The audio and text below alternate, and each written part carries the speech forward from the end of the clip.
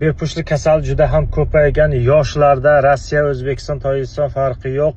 Chunki yoshlar energetik ko'p ichyapti. Energetik 3 ta 4 ta bir kunda ichadi. Bu osta-osta oshqozon tagi beziga, oshqozonga, buyraklariga ta'siri bor, prostata beziga ta'siri bor.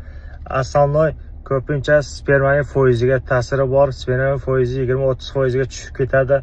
Undan tashqari spirtli ichimliklar ichyapti yoshlar. O'zlariga qaramaydi, u ham asosida ta'siri bor. Keyin sigaret, kecha bir kasalimiz keldi, 10 yil davomida har kun bir pachka, 2 pachka sigaret chekar ekan.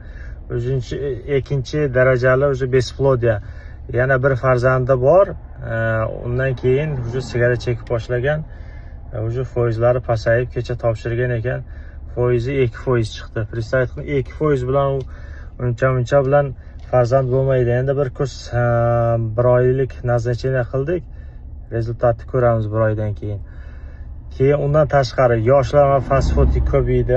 McDonald's, KFC, burger, boshqa narsalar, keyin ujinga жареный jir narsa ikkinchi ovqatni ko'paydi. Yoshlar keyin sport bilan shug'ullanmaydi. Semirib ketyapti. Kecha yana bitta kasalimiz kelgandi, 2003-yil. Xo'sh, 105 kilo chiqadi.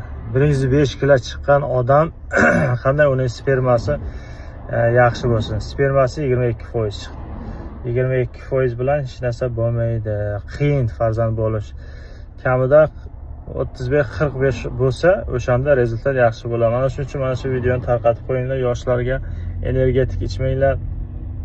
Yana bir sababi fohishalarga bormanglar. Mana bolalar kelib laboratoriyamiz analiz topshiryapti, hammasi chiqyapti, infeksiya lecheniya qilib beryapmiz, lekin osta-osta o'sha ham foizga ta'sir qiladi. Rahmat, sog' bo'linglar.